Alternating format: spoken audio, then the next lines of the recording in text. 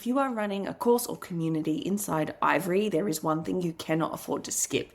It is setting up the bare minimum workflow, because if this is not done, clients and people buying from you are going to slip through the cracks, emails don't send, and you're left in the inbox trying to fix it.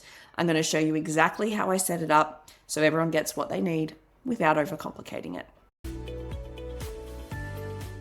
This is the workflow that you need to have set up if you have a course inside Ivorey, so that everyone is receiving what they need to receive.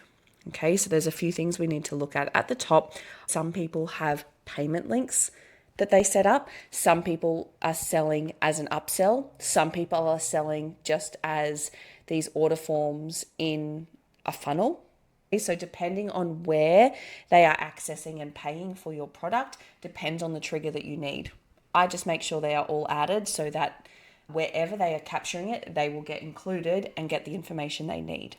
The first thing I always do is pop through an internal notification, meaning you get emailed when a purchase comes through. It is not automatic that you are going to get emailed when someone buys or purchases or opts into something.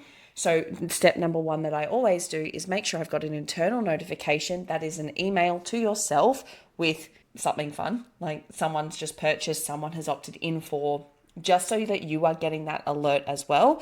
I'm going to come back and explain this disable one in a second at the end. I then add the tags that are relevant so that I can very quickly find. I'm a tag person. You can always search and create your smart list with other things as well, but I always create tags that are going to explain who they are, what they've bought, where they've come from. Okay, so here it will just be purchased on Ivorey or whatever it is that you are getting them to buy. That's what I would have your tag is. Then the two obvious ones is grant the offer. And then if you have a community that's attached to it, you also need to grant the group access, and you can send them a personalized email as well. Now I do that here as well as in another spot, and I'm going to show you that other spot right now.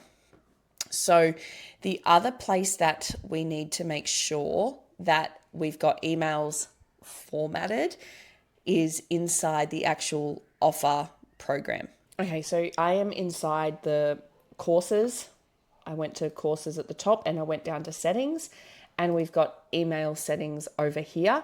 And these are the ones that we need to check. Now, I always put send a welcome email, and I also edit this automatically send when an offer is provided to a member. And it's, hey, if you've had Kajabi, it's very similar. Hey, you've just been granted access to, and by clicking over here, you can edit and personalize that as well, and it will pull it across. Okay. Now, flipping back to this very quickly, and this is the one that I have recently started adding. And yes, it's a little bit sneaky, but it is the only current workaround that we have, is to disable, if I can show you, disable do not disturb, which is basically resubscribe them if they have unsubscribed. This is the first place I look, is have they actually unsubscribed? Unfortunately, if they unsubscribe, they aren't going to get your workflow emails if you have them, even if they're attached to a product. And they also aren't going to, at the moment, get your specific emails from your course and your community.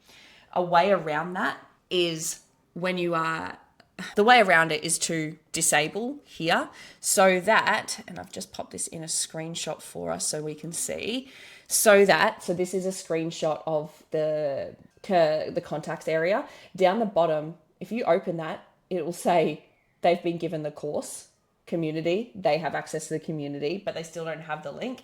Unsubscribed, which meant this here is ticked. They have unsubscribed. We don't want them to miss out on client onboarding stuff.